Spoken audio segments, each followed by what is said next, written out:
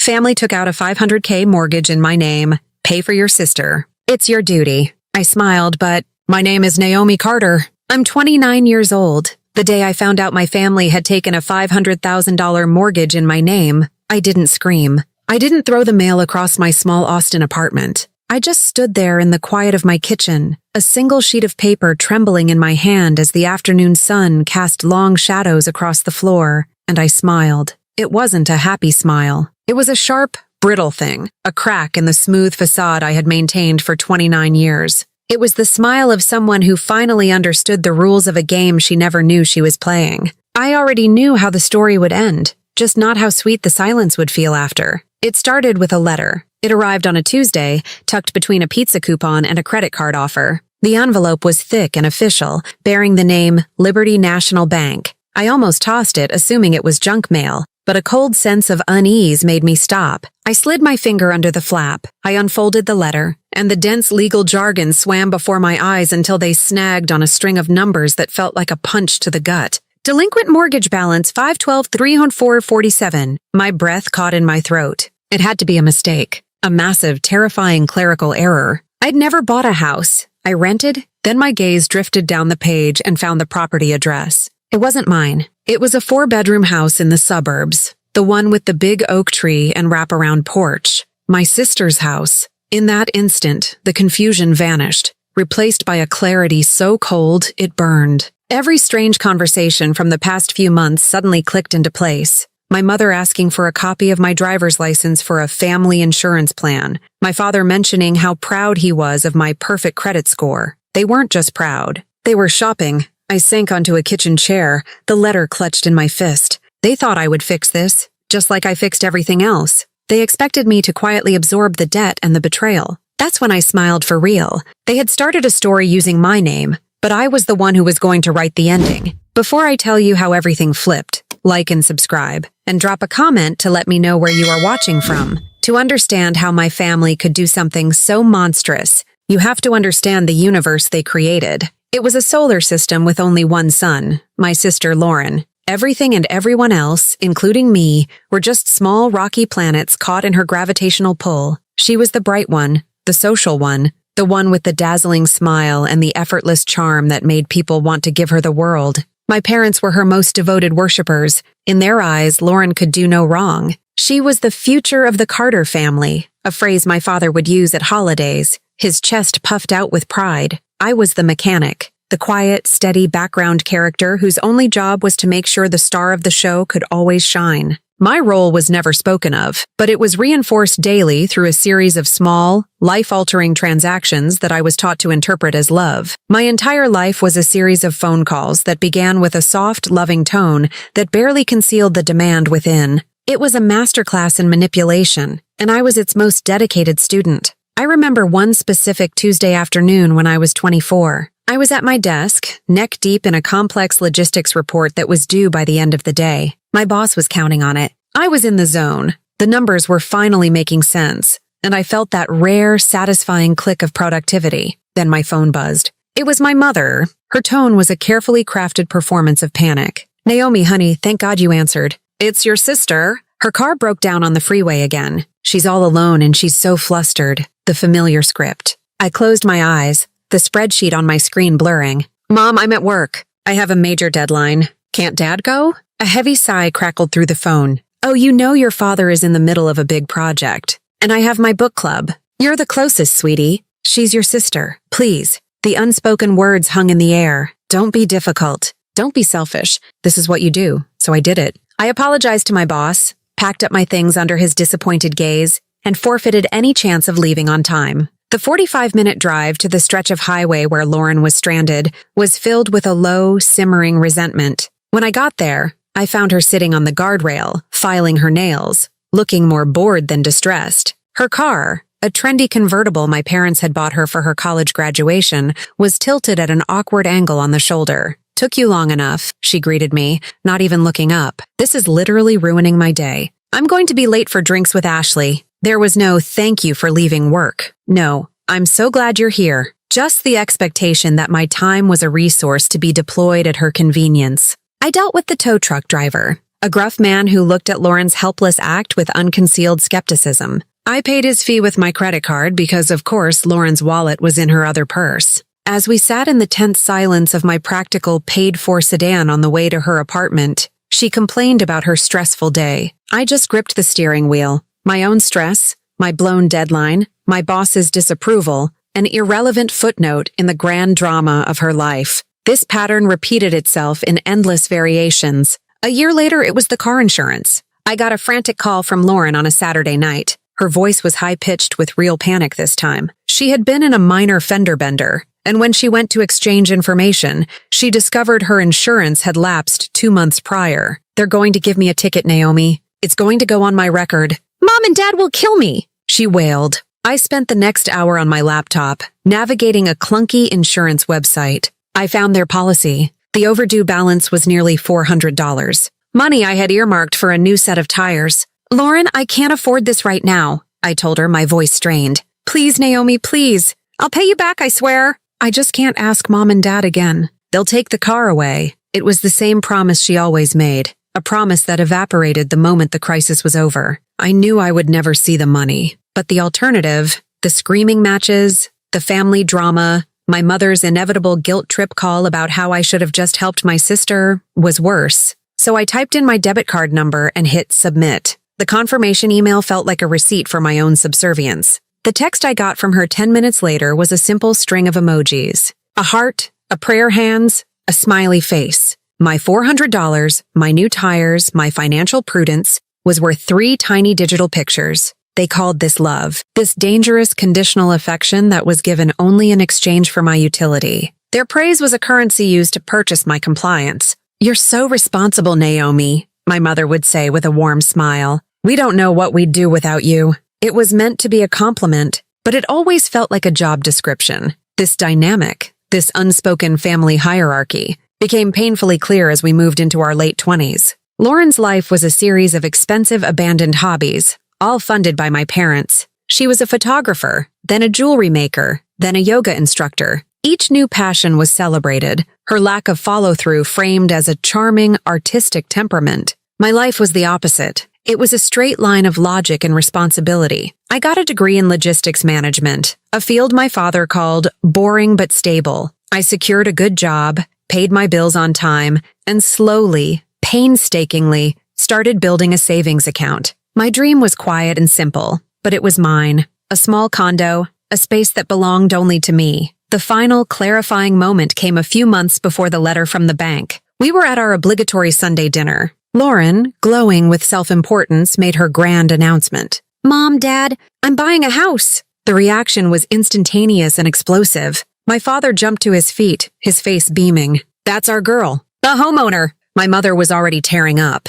"Oh, Lauren, a real home. Is there a room for a nursery?" They spent the rest of the meal swiping through photos on her phone, oohing and aahing over granite countertops and a walk-in closet. No one asked the obvious question. How could she, with her sporadic income from a part-time job, possibly afford a house in the booming Austin market? The question was irrelevant. Her dream was manifesting, and in the Carter family, that was all that mattered. A few weeks later, emboldened by my own progress, I decided to share my news. "I've finally hit my savings goal," I announced, my voice a little unsteady. "I have enough for a down payment on a small condo near work." The enthusiastic chatter died instantly. My father set his fork down and looked at me over the rim of his glasses, his expression unreadable. My mother's smile became a tight, thin line. "Oh, honey," she said, and I braced myself for the gentle disappointment that always preceded a lecture. "That's practical. But are you sure now is the right time to be thinking only of yourself?"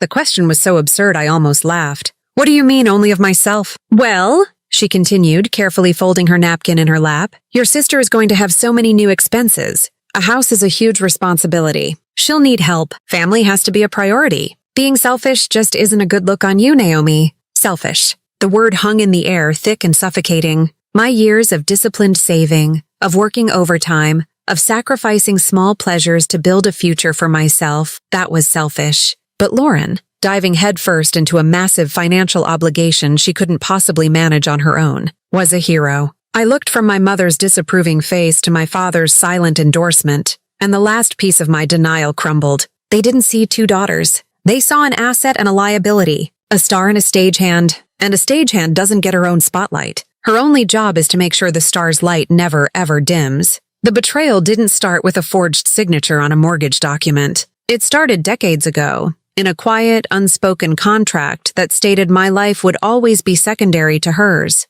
I just hadn't been brave enough to read the fine print. The truth, when it finally revealed itself, was not a single shocking revelation, but a series of cold, hard facts laid out on paper. After the initial numbness from the letter wore off, a frantic energy took over. I spent the next 2 days on the phone, navigating the bureaucratic labyrinth of Liberty National Bank. It was a special kind of hell, a circular journey through automated menus and indifferent customer service representatives. I was transferred from department to department, put on hold for what felt like hours, listening to a tinny, distorted version of a classical song that will now forever be linked in my mind with utter despair. Each person I spoke to treated me with a thinly veiled suspicion, as if I were the one trying to pull a scam. My voice grew hoarse from repeating the same sentence over and over. My name is Naomi Carter, and I have never opened a mortgage with your bank. Finally, after threatening to report them to a regulatory agency, I was transferred to the fraud department. A weary-sounding manager named Ms. Albright, her voice devoid of any emotion, listened to my story with a sigh. It was clear she had heard it all before. I will email you the complete loan application and the signed closing documents for your records, she said, her tone suggesting this was a tiresome but necessary part of her job. When the email arrived, my hands were shaking so hard I could barely click the mouse to open the attachment. A multi-page PDF document appeared on my screen, and a wave of nausea washed over me. It was my entire financial life, stolen and repackaged for their convenience. My full name, Naomi Catherine Carter. My social security number, my date of birth, my employment history at the logistics company, my exact salary, my assets, all correct. They had taken the very foundation of stability I had worked so hard to build, brick by painful brick, and used it to construct their castle of lies. The violation was so intimate, so profound. It felt like they had peeled back my skin and taken my bones. Then I scrolled to the signature page, and there it was. My name, signed in a confident, flowing script. It was an excellent copy, almost perfect. Lauren had always been good at art. Her drawings praised and framed while my stick figures were politely ignored. She had a talent for mimicry. But they had made one crucial damning mistake. One small, arrogant detail they had overlooked. I am left-handed. My signature has always had a subtle, backward slant, the natural result of pushing a pen across a page rather than pulling it. It's a small quirk, something only a person who had watched me sign my name 1,000 times would know. The signature on this document was perfectly upright, with the confident, right-handed flair of my sister. It was a perfect forgery, but it was forged with the wrong hand. My eyes darted to the date printed next to the signature line. October 26th, 2 weeks after my 27th birthday. My blood ran cold as the memory of that night came flooding back with sickening clarity. My mom and Lauren had insisted on taking me out for a fancy birthday dinner at a restaurant I couldn't afford. It was highly unusual. My birthday was usually an afterthought, marked with a quick phone call or a belated card. But that night, they had been a whirlwind of affection, attentive and celebratory. Lauren wore a new dress, and my mother was all smiles, telling the waiter it was her wonderful, responsible daughter's special day. I remembered my mother raising her wine glass, the crystal clinking. "A toast to Naomi," she had announced, her voice loud enough for the nearby tables to hear. To a year of new beginnings and wonderful surprises. Lauren had hugged me then, her cheek warm against mine, the scent of her expensive perfume enveloping me. "Happy birthday, big sis," she'd whispered. "I hope this year brings you everything you deserve." I had felt so loved that night, so seen. I had allowed myself to believe, for a fleeting moment, that our fractured relationship was healing, that they were finally starting to value me as a person, not just as a function. Staring at the date on the forged document, I realized the whole evening had been a grotesque piece of theater. The new beginning they were toasting wasn't mine. It was theirs. The wonderful surprise was a $500,000 mortgage they were about to secure in my name. They had used my birthday, a celebration of my life, as a convenient alibi and a cruel, ironic cover for their crime. I wasn't being celebrated. I was being financially executed, and they were the ones serving the last meal. I grabbed my phone, my fingers fumbling on the screen as I dialed my mother's number. My heart was pounding against my ribs like a trapped bird. I needed to hear her deny it. I needed some part of this to be a terrible misunderstanding. She answered on the second ring, her voice bright and cheerful. Naomi, hi, sweetie. I was just thinking about you. How are you? The casual warmth in her voice was like a splash of gasoline on the fire in my gut. I kept my own voice dangerously quiet, level. Mom, I got a letter today. From Liberty National Bank. A pause. It wasn't a pause of confusion. It was the pause of someone caught, their mind racing to formulate the right lie. Oh, she said, her voice instantly guarded, losing its sunny lilt. What about? It was a delinquency notice, I said, the words tasting like poison in my mouth. For a mortgage. On Lauren's house. A mortgage for $500,000 in my name. The silence on the other end of the line stretched for a long, heavy moment. I could hear the faint sound of the television in the background of her perfect suburban home. When she finally spoke, all pretense of warmth was gone. Her voice was flat, pragmatic, as if she were explaining a simple business transaction. Naomi, it was the only way, she said. You're the stable one. Lauren needed help qualifying for the loan. Her credit isn't as good as yours. It's just paperwork. I almost choked. A hysterical laugh bubbled in my chest, but it came out as a strangled whisper. Paperwork? Mom, it's $500,000. It's grand larceny. It's a felony. You forged my signature. Don't be so dramatic, she snapped, her voice turning sharp and cold, the voice she used when I wasn't complying. It's not like we stole from a stranger. We had to make sure Lauren was taken care of. She has a future to build. You have a good job. You can handle it. It's what families do for each other. The calm, rational way she said it was what truly broke me. There was no remorse, no guilt, just a chilling, unshakable sense of entitlement. They believed they had the right to do this. Handle it? My voice was trembling with a rage so deep it scared me. You've destroyed my future. My credit is ruined. I will never be able to buy a home of my own. You've saddled me with a debt I could never repay in 100 lifetimes. For her, it's your duty, she said, her voice hard as ice, delivering the final killing blow. Family helps family. And then she hung up. I stared at my phone, the dial tone buzzing in my ear. The silence was deafening. The truth was finally brutally clear. In my family's story, I was not a character. I was a plot device, a tool to be used to advance the life of the real main character, my sister. And when the tool had served its purpose, it was to be put away without complaint. My only purpose, my duty, was to be used. For the next 2 weeks, my world shrank to the 4 walls of my apartment. It became a cave, a tomb, a shelter from a world that no longer made sense. Life outside continued. I could hear the distant sounds of traffic,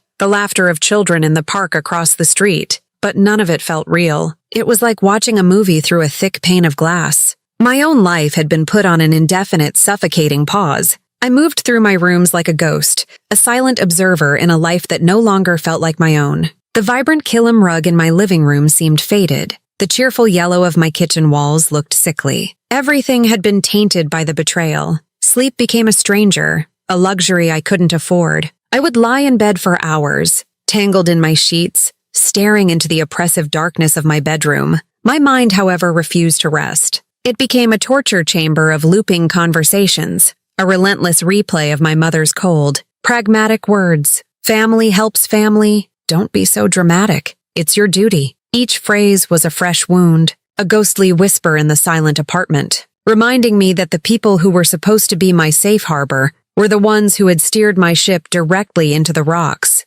They didn't see their actions as a betrayal. They saw it as their right. My stability was a family asset, a community resource, and they had simply liquidated it for their preferred beneficiary, Lauren. The thought was a physical weight, pressing down on my chest, making it hard to breathe. I would eventually drift into a shallow, restless sleep, only to be jolted awake an hour later by a nightmare where I was endlessly signing documents as my family looked on. Smiling, I developed a physical aversion to my phone. It sat on the coffee table like a small black harbinger of doom. Every time it buzzed or lit up, a jolt of adrenaline shot through me. The screen would flash with calls from mom or dad, and a cold dread would wash over me. I couldn't speak to them. What was there to say? They had made their position clear. Any conversation would just be another assault of guilt and manipulation, another attempt to normalize the unthinkable. One afternoon, a text message from Lauren appeared on the lock screen. Hey, Mom said you were acting weird. Everything okay? Let's get brunch soon, my treat.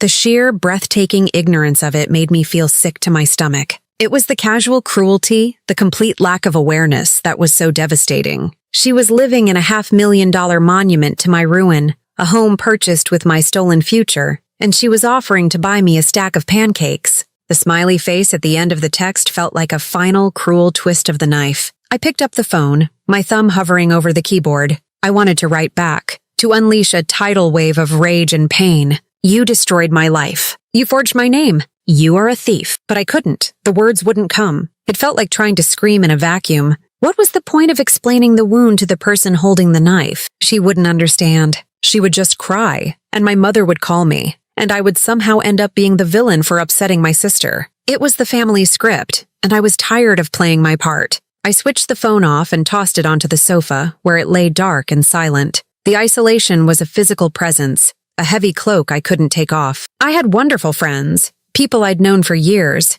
but the thought of telling them was unbearable. How do you even begin to explain that your own mother and sister orchestrated a massive financial fraud against you? It sounded like something out of a melodramatic movie, too outlandish to be real. A part of me was deeply, profoundly ashamed, as if their crime was a reflection of my own failure. I had failed to see them for who they really were. I had failed to protect myself, so I said nothing. I called in sick to work, claiming I had a terrible flu that just wouldn't quit. My boss, who had always valued my reliability, was starting to sound concerned, then annoyed. My apartment became my world. The sun would rise, and I would watch the light crawl across my floor. The sun would set, and I would watch the shadows grow long and dark. I lived on saltine crackers and tap water, because the simple act of preparing a meal, chopping vegetables, boiling water, felt like an insurmountable task requiring energy I didn't possess. The silence was absolute, broken only by the hum of the refrigerator and the frantic, looping monologue in my own head.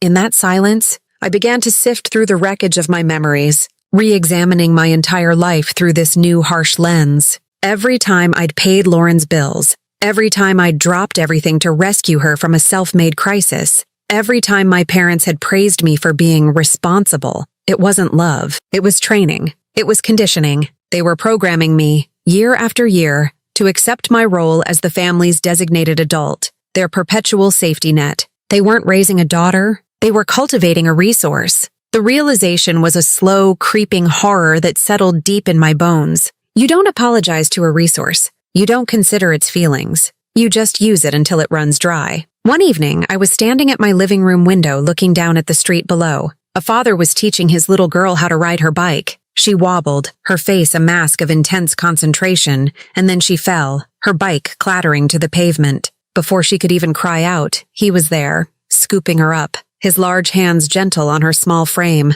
He brushed the dirt from her knee, kissed her forehead, and whispered something that made her giggle through her tears. He set her back on the seat, gave her a steadying hand, and let her try again. It was such a simple, mundane act of parental love and protection, and it broke me. A sob tore through me. A raw, ragged sound that came from the deepest part of my soul. It was a sound of pure, untempered grief for a love I had never known. I slid down the wall and curled into a ball on the floor, wrapping my arms around my knees as if to hold myself together. And I wept. I wept for the little girl I had been, who had spent her life performing, striving, and contorting herself to earn a love that was never really there. I wept for the woman who had been foolish enough to believe that duty and sacrifice were the same as love. And I wept for the person I was now, completely and utterly alone, a ghost in her own life, haunted by the people who were supposed to love her most. It wasn't one single, dramatic explosion that marked my breaking point. There was no climactic, tear-soaked confrontation.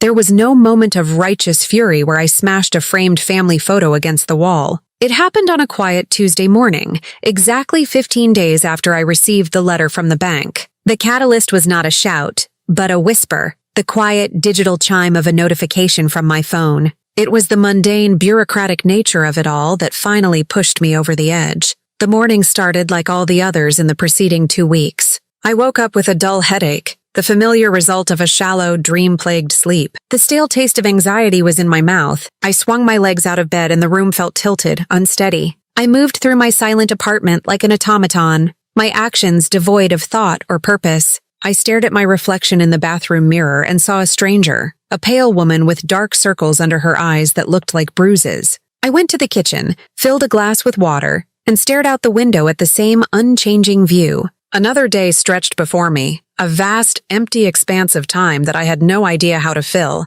I was in a holding pattern, a victim paralyzed by the sheer magnitude of the betrayal, waiting for, I didn't know what. Then my phone, which I had reluctantly turned back on to check for work emails, buzzed on the kitchen counter. It was a push alert from my banking app. For a moment, I considered ignoring it. It was probably just a low balance warning, another reminder of how my carefully constructed financial stability was crumbling while I was too numb to function. But some morbid curiosity made me pick it up. I unlocked the screen, and my eyes scanned the words. My blood, which had felt sluggish and heavy in my veins, turned to ice. Automatic withdrawal processed. $3,800 coin to Liberty National Bank. $3,800. Gone. Just like that. It wasn't just that they had used my name and my credit to secure the loan. It wasn't just that they had forged my signature and lied to my face. They had also gone into my personal bank accounts and set up an automatic payment plan. The sheer, calculated audacity of it was breathtaking.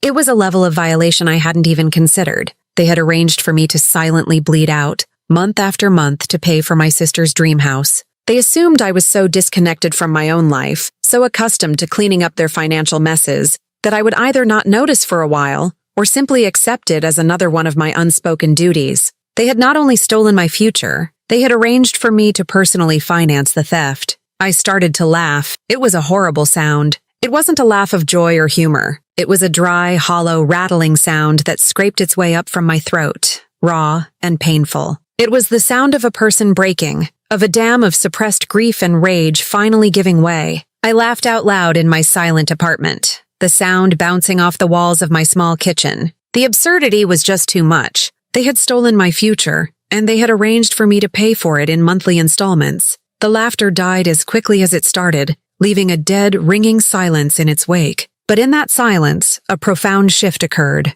The thick fog of shock, grief, and helpless victimhood that had been suffocating me for 2 weeks began to burn away. It was replaced by a feeling I hadn't felt in a long time, a cold, clear, and absolute rage. It was a clean, purifying fire. The victim who had been crying on the floor and wasting away in her apartment was gone. Someone else was in charge now. Someone who was done being sad and was ready to be angry. Someone who was done being a resource and was ready to be a reckoning. I stood up from the table, my movements sharp and deliberate. There was no more hesitation, no more shuffling. I walked to my laptop on the small desk in the living room and flipped it open. For the past 2 weeks, my internet search history had been a pathetic litany of helplessness. How to forgive your family, signs of emotional manipulation, dealing with narcissistic parents. Can a family recover from financial fraud? I had been looking for a way to understand, to process, to somehow find a path back to a family that had proven it didn't exist. Now,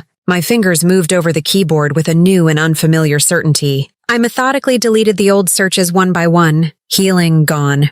Forgiveness, gone. Mediation, gone. It was a cleansing ritual, erasing the last traces of the person who had been willing to negotiate her own destruction. I wasn't looking for understanding anymore. I was looking for ammunition. My fingers typed a new phrase, the words feeling powerful and strange on my own screen. Identity theft attorney, Austin, Texas. A list of names and law firms filled the page. Before, the idea of involving lawyers, of making this an official legal battle, had felt like a terrifying act of war against my own family, a betrayal of the unspoken code. But staring at the fresh $3,800 hole in my bank account, I finally understood. The war had already been declared, the first shots fired long ago without my knowledge. I was the only one on the battlefield and I was unarmed. They had made their choice. They had chosen my sister's comfort over my survival. It was time to make my own choice. My eyes scanned the list, passing over the large corporate firms with their slick, impersonal websites. They felt wrong. Then my gaze landed on a smaller local practice, Whitman Law. The photo on the website was of a man in his late 50s with a serious, no-nonsense face and kind eyes. His name was David Whitman, and his biography said he specialized in financial fraud, particularly cases that occurred within the complex dynamics of family. He knew this specific kind of poison. The phrase made me feel for the first time in weeks that I wasn't insane. This was a thing that happened to other people, a thing you could fight. I was not their insurance policy. I was not their emergency fund. I was not the good daughter who would quietly sacrifice herself on the altar of her sister's happiness. That person had died this morning in a silent apartment, with the sound of a hollow laugh and the digital chime of a bank notification. I picked up my phone. My hand was perfectly steady. The tremor was gone, replaced by a solid, grounding anger. I dialed the number on the screen. When a calm voice answered, "Whitman Law Offices, how can I help you?" My own voice came out clear and strong, a stranger in my own ears.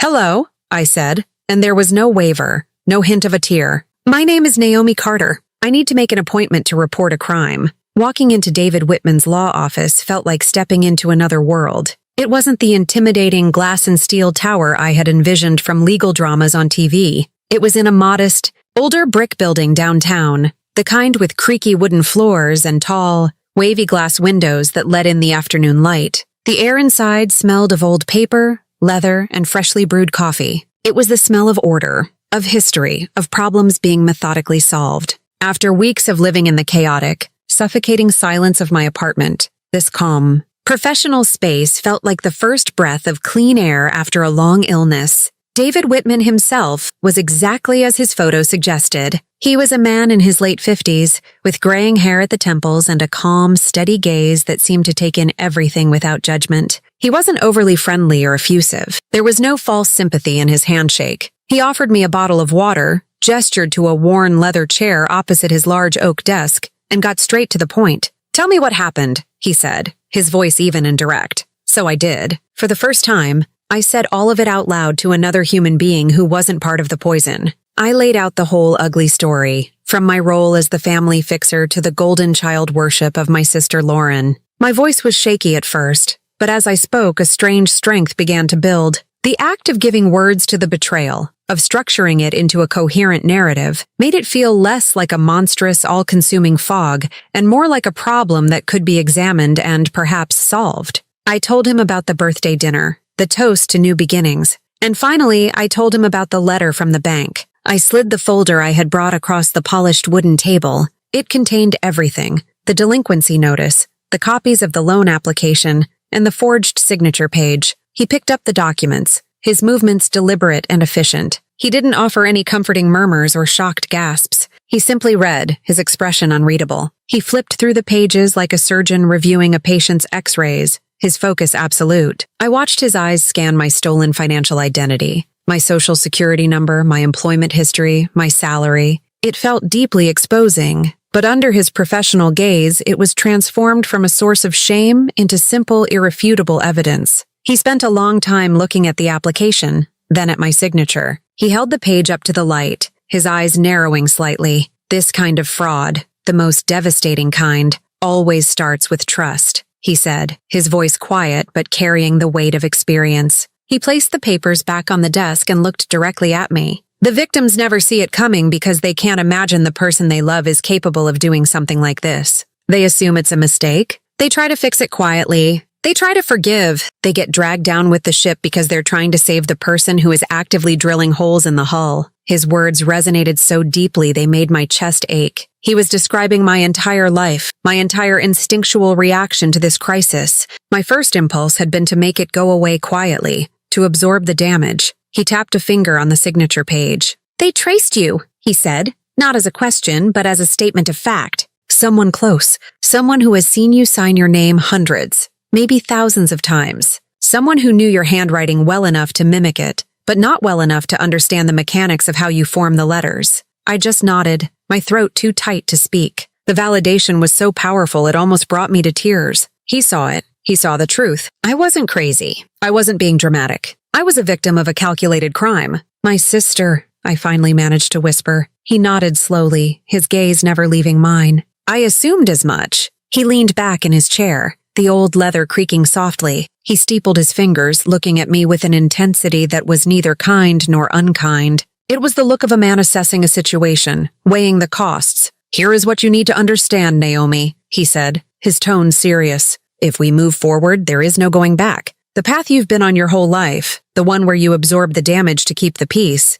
that path closes forever. We will file a police report. We will file a fraud affidavit with the bank. We will notify the credit bureaus. We will initiate a process that will have serious, life-altering consequences for your sister, and by extension, your parents." He paused, letting the words sink in. "The bank will try to hold you liable. They will look for any sign of complicity. any hint that you knew about this and let it happen. Your family will call you a traitor. They will try to guilt you, shame you, and manipulate you into dropping this. They will tell you that you are tearing the family apart. They will use every tool in their emotional arsenal to make you feel like the villain in this story. He leaned forward slightly, his gaze direct and unflinching, pinning me in my chair. So I have to ask you one question, and I need you to be absolutely sure of your answer. Are you ready to burn every bridge? The question hung in the air between us, stark and final. Burn every bridge. It wasn't a metaphor. It was a literal description of the choice in front of me. I saw it all in a flash. The end of holidays together,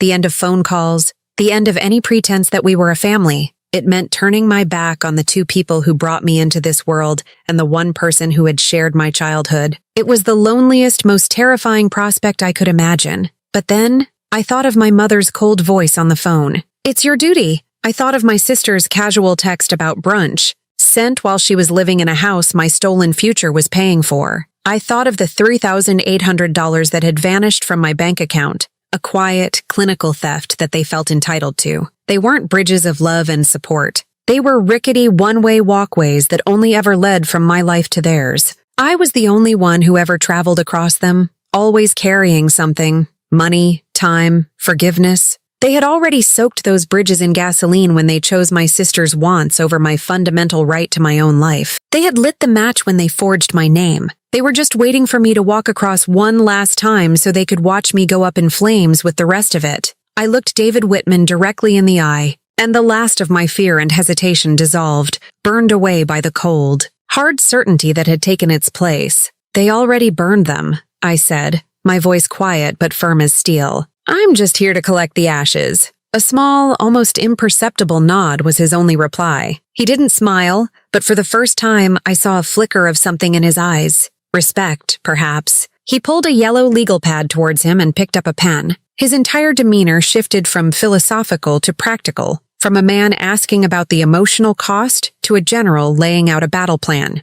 Okay, Naomi, he said, his voice crisp and full of purpose. Let's get to work. The first thing we're going to do is call the police. For the first time in weeks, I felt like I could breathe again, a full, deep breath that reached the bottom of my lungs. I wasn't alone in that quiet, suffocating apartment anymore. I had an ally, and the person who had walked into this office, a victim drowning in debt and betrayal, was not the same person who was about to walk out. I was no longer just Naomi Carter, the good daughter. I was a client, and I was ready to fight. The days that followed my meeting with David Whitman were a blur of methodical, deliberate action. There was no more crying, no more staring at the walls. My grief and shock had been transmuted into fuel for a quiet, cold engine of justice. My revenge wasn't going to be loud or explosive. It was going to be precise, official, and executed through the cold, undeniable machinery of the law. Every step felt both terrifying and liberating, like I was dismantling a bomb that had been strapped to my chest my entire life. The first step was the hardest.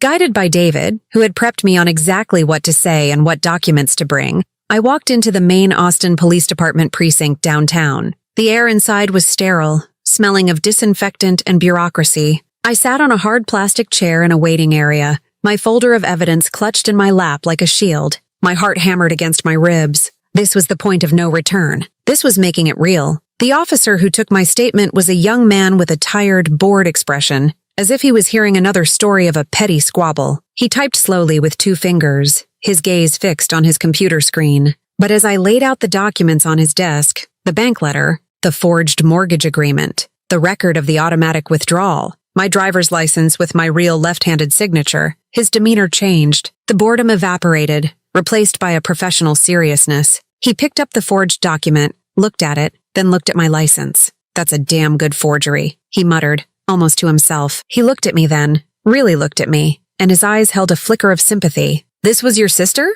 Yes, I said, my voice not wavering. He shook his head slightly and went back to typing, his fingers moving much faster now. He asked me a series of questions in a calm, procedural tone. Was I willing to testify? Yes. Did I give them permission to access my information? Yes. Did I want to press charges? Yes. When he was done, he handed me a slip of paper with a case number on it. That number felt like a physical object, a shield I could hold. It was official. It was real. I had told the truth to an authority figure, and he had believed me. I walked out of the police station into the bright Texas sun, feeling lighter than I had in years. The next steps were a flurry of emails and certified letters, all handled by David's office. He was my firewall. He drafted a formal fraud affidavit, which I signed and had notarized. He sent it, along with the police report number, to Liberty National Bank's legal department. He contacted the 3 major credit bureaus, Equifax, Experian, and TransUnion, and placed a fraud alert on my accounts, officially disputing the fraudulent mortgage that had appeared on my credit report. Every action was a quiet click of a lock falling into place. Each step was a brick I was laying, building a wall between me and the mess my family had created. It was a strange feeling. For my entire life, my purpose had been to absorb their chaos. Now, my purpose was to contain it, to build a legal fortress around myself that they could not penetrate. I didn't tell them what I was doing. There were no warning phone calls, no dramatic confrontations. I had already tried talking. I had been dismissed. So now I let the system do the talking. I went back to work. I walked into my office, apologized to my boss for my extended absence, and told him a sanitized version of the truth, that I had been the victim of a serious case of identity theft that I was now resolving with legal help. He was surprisingly understanding. He saw the new determination in my eyes, the absence of the victim I had been, and he just nodded and said, "Welcome back. Let us know what you need." Immersing myself in the logic and order of spreadsheets and shipping schedules was a balm to my soul. It was a world where things made sense, where actions had predictable consequences. The silence from my family lasted for 2 weeks. Then the earthquake I had started sent its first powerful tremor. I received a letter in the mail, again from Liberty National. This time, the envelope didn't fill me with dread. I opened it with a steady hand. It was short and formal. It stated that, pending the outcome of their internal and the ongoing criminal investigation, the mortgage account under my name had been officially frozen. All automatic withdrawals were permanently suspended. They also informed me that, as per their protocol in a criminal fraud case, the foreclosure process on the property had been initiated. I read the letter 3 times, letting the words wash over me. Suspended, frozen, foreclosure. The bleeding had stopped. The $3,800 they had stolen from me would be the last dollar they ever got. A wave of relief so profound it made me dizzy washed over me. It wasn't joy, not yet. It was the feeling of a heavy weight being lifted from my chest, allowing me to finally take a full, deep breath. It took another week for my family to feel the aftershock. The first call came from my mother. Her name flashed on my screen, and for a moment, the old, conditioned fear made my stomach clench. The muscle memory of compliance was strong, but I took a breath, straightened my back, and answered, my voice calm and even. "Hello?" Her voice was not. It was a high-pitched shriek, vibrating with a rage I had never heard from her before. It was the sound of a cornered animal. "Naomi Catherine Carter, what have you done?" There was no preamble, no hello, just pure, undiluted fury. "What do you mean?" I asked, keeping my tone placid, a deliberate counterpoint to her hysteria. "The bank. We got a letter from the bank. They're foreclosing on Lauren's house. They're saying the mortgage is under a fraud investigation. A criminal investigation, Naomi. How could you do this to your sister? You're ruining her life." The blame, as always, was pointed directly at me. Not at the person who committed the felony, but at the person who reported it. The familiar dynamic was so predictable it was almost comforting. I was the problem.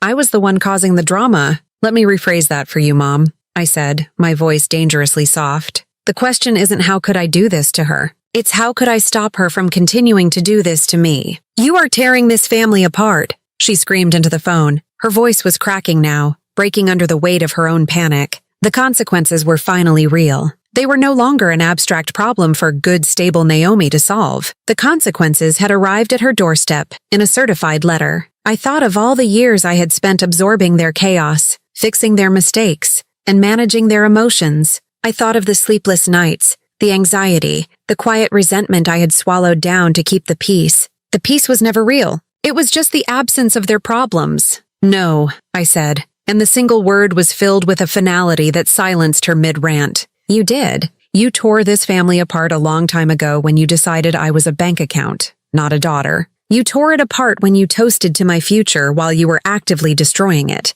I paused, letting the truth of that statement hang in the heavy air between us. "I'm just cleaning up the mess," I added softly, and then, before she could respond, before she could unleash another wave of guilt or rage or crocodile tears, I did something I had never done before in my entire life. I pressed the red icon on my screen. I hung up on my mother. The silence that followed was the sweetest, most profound sound I had ever heard. It was the sound of a cage door swinging open. It was the sound of my own freedom. The weeks that followed my final phone call with my mother were a strange mix of unnerving silence and distant, rumbling chaos. I heard nothing directly from my family. No more angry calls, no pleading texts, no emails filled with manufactured guilt. It was as if I had ceased to exist in their world, and in a way I had. The Naomi they knew, the compliant, endlessly forgiving fixer who would always absorb their dysfunction, was gone. I had excommunicated myself by refusing to be their victim, and without my designated role,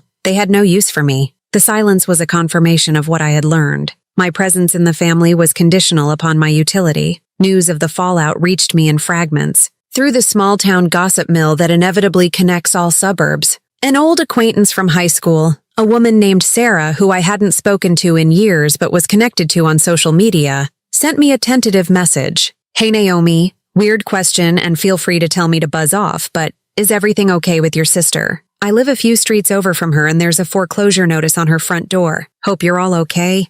My fingers hovered over the keyboard. The old me would have felt a surge of shame, a desperate need to protect the family's image. The old me would have lied, crafting a vague story about a job loss or a temporary setback. The new me felt a calm detachment. I typed back a simple, honest response. "It's a complicated situation. Thanks for your concern." I didn't need to explain or defend. The truth has a way of seeping out, especially when it involves something as visible as a 4-bedroom house in a manicured neighborhood, where appearances are everything. 2 months after I filed the police report, the House of Lies collapsed completely. The foreclosure was finalized. Lauren's dream life, funded by my stolen future, was officially over. I saw the pictures online. One day, her address was a happy Zillow listing with sunny photos of her perfectly staged furniture. The next, it was a grim bank-owned property listing. The photos were of empty, echoing rooms. The granite countertops where she'd entertained her friends looked cold and sterile. The spacious living room where my parents had probably beamed with pride was just a hollow, beige box. The dream had been repossessed. The same neighbors who used to admire Lauren's seemingly effortless success and her brand-new SUV now watched as a budget-moving truck pulled up to her curb. There was no grand exit, just a quiet, shameful retreat in the middle of a Tuesday. Sarah messaged me again. "OMG, your sister is moving out. The whole neighborhood is watching. People are talking." The whispers started as speculation. "Financial trouble," some said. Then, as the details of the fraud investigation began to leak, the whispers grew into a more defined, more scandalous story. "A family dispute," others murmured. Finally, the ugly truth began to take shape. Forged documents, an identity theft claim, a criminal investigation. The story was too juicy, too dramatic to stay hidden for long. Lauren, the golden child who had always floated through life on a cloud of charm and privilege, was now the subject of neighborhood gossip. Her perfect image was shattered. Then my father called. It was the first time I'd heard his voice since before the letter had arrived. He didn't yell like my mother had. His approach was different, more insidious. He tried to sound noble like the calm, rational patriarch trying to mend his broken family. "Naomi," he began, his voice low and reasonable, the tone he always used when he was about to explain why I was wrong about something. "This has all gone too far. Your mother is a wreck. She can't sleep. And your sister is devastated. Her life is ruined." I waited, saying nothing. I refused to fill the silence, to make it easier for him. "We can fix this privately," he continued, his voice taking on a tone of magnanimous authority, as if he were offering me a generous deal. "You can withdraw the police report. It's not too late. You can tell the bank it was all a misunderstanding. We can work out a payment plan, all of us together. There's no need to involve outsiders in our family business." Outsiders. The word was so telling. The police, the lawyers, the bankers, they were the outsiders. He still couldn't see it. He couldn't understand that he, my mother, and my sister were the ones who had made me an outsider in my own family. They had drawn a tight circle around the three of them, and their actions had placed me firmly on the other side of it. "There is no we anymore, Dad," I replied, my voice as calm and steady as a frozen lake. "And this stopped being family business the moment you decided to commit a felony using my name." "Don't use that word," he said, his voice rising in frustration, the calm facade beginning to crack. "It wasn't like that. You know it wasn't. We were trying to help your sister. We were trying to hold this family together. You weren't helping her," I said, the truth of it sharp and clean in my own ears. "You were enabling her. You have been her whole life, and you were sacrificing me to do it. You stopped being insiders when you signed my name on that document. That's when you became outsiders to my life." He was silent for a long moment, clearly unprepared for my refusal to bend, for my refusal to accept his narrative. "You're being cold, Naomi," he finally said, his last-ditch attempt at emotional manipulation. "This isn't you. You've always been the compassionate one." "You're right," I said, and I felt a strange sense of peace in the admission. "It isn't me. Not anymore. The old me, the compassionate one you could always count on to clean up your messes, is gone. You got rid of her." I ended the call. There was nothing left to say. His attempt to fix it privately wasn't about protecting the family. It was about protecting their reputation. It was damage control. But the damage was done, and the truth was out. The final nail in the coffin of their public image came a week later. The local paper, a small community weekly that usually covered town hall meetings and high school football games, ran a short piece in the business section. It was a general interest story, an interview with a financial planner about the rising cases of financial fraud within families, talked about the dangers of sharing personal information and the legal ramifications of forging documents for loans. They didn't print our names. They didn't have to. But they mentioned a recent notable local case involving a large mortgage in the North Austin suburbs that had ended in foreclosure and a criminal investigation. Everyone in our town, everyone who knew the Carters and their 2 daughters, knew exactly who that story was about. The shame was no longer a private matter, whispered between neighbors. It was public knowledge printed in black and white. Their carefully constructed image of the perfect, successful family had crumbled into dust, and I hadn't raised my voice once. I had simply told the truth, quietly and officially,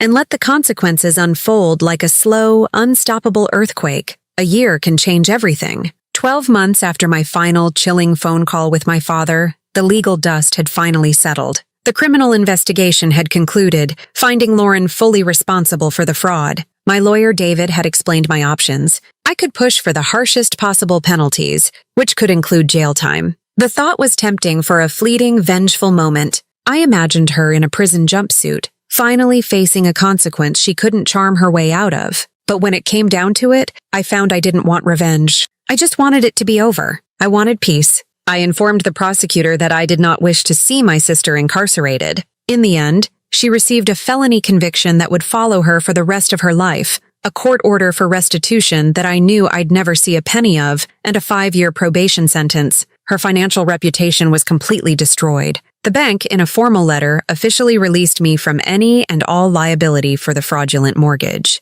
My name was finally legally my own again. The credit bureaus, after months of painstaking work, cleared the fraudulent activity from my reports. On paper, it was as if it had never happened, but it had happened, and it had changed me in ways that could never be erased. The old Naomi, the one who constantly sought approval and bent over backward to keep a false peace, was gone for good. She felt like a person I used to know, a naive girl I felt a little sorry for. In her place was someone quieter, stronger, and far more discerning about who she let into her life. I had spent the year healing. Not forgiving, not yet, but healing. I went to therapy, where I learned to unpack a lifetime of conditioning. I learned that duty and love are not the same thing. I learned to set boundaries that were not walls of anger, but fences of self-respect. I reconnected with my real friends, the ones who had listened to my story with horror and supported me without question. I worked hard, picking up extra projects, and with a ferocity I didn't know I possessed, I rebuilt my savings account, the one that had been intended for a condo.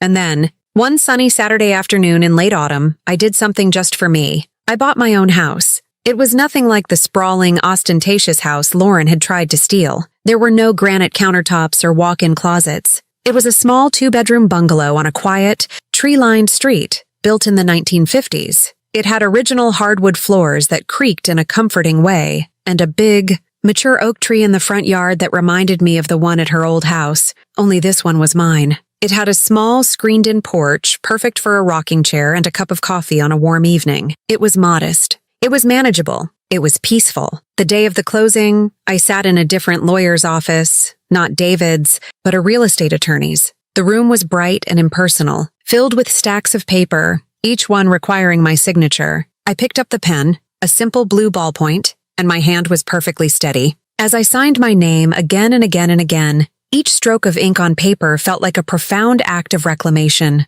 Naomi K. Carter, this was my name, on my documents, for my house. There were no forged signatures, no hidden strings, no secret, crushing debts. Each signature felt like I was overwriting the fraudulent one, erasing its power with my own authentic mark.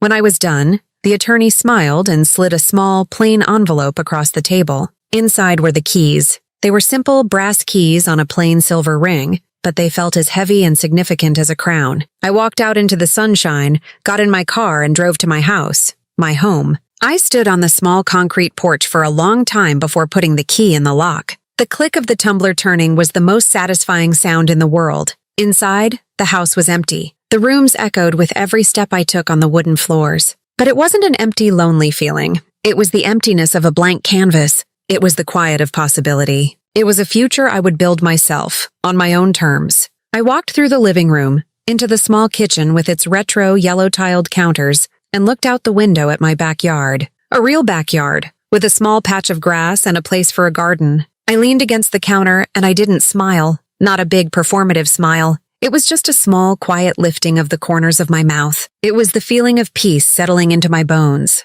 I still get emails from my mother sometimes. They come every few months, usually around holidays or my birthday, their arrival a predictable, unwelcome ghost. They are always the same, a cloying mix of false nostalgia and passive-aggressive guilt. The last one arrived a week ago. Dearest Naomi, I was looking through old photo albums today and found a picture of you and Lauren building a snowman. You two were always so close. My heart aches for what has been lost. We all make mistakes. Family is forever. Don't you miss your sister? I saw her the other day and she looks so thin. I worry about her constantly. I hope you are well. Love, Mom. She never mentions the $500,000 felony. She never apologizes. In her carefully curated version of history, my refusal to be a silent victim is still the great family tragedy, a baffling act of cruelty on my part. I read the email, and I feel nothing. No anger, no sadness. Just a distant, clinical pity for a woman so trapped in her own narrative that she will never be able to see the truth. Then I press delete. I never respond. Because I've learned the most important lesson of my life. Forgiveness doesn't mean returning to the fire just because you're no longer burning. Forgiveness, for me, is the quiet act of closing the door, locking it, and walking away. It's choosing my own quiet, creaky, peaceful house over their grand, chaotic, collapsing castle. My name is Naomi Carter, and this house, this quiet, this life, it's all mine. And it is more than enough. Family can share your blood and still drain your life. They can tell you it's love while they're handing you the bill for their happiness. But your name, your future, and your peace are not debts you owe to anyone, no matter who they are. Sometimes the most powerful form of love is self-love. Sometimes love means walking away with your name still yours. If you've ever been treated like a wallet instead of a person, if you've ever had to choose between your own well-being and someone else's expectations, then you know this fight. Hit subscribe and tell me in the comments where you're watching from, because peace isn't free. It's not something you're given, it's earned. One truth, one signature, one goodbye at a time.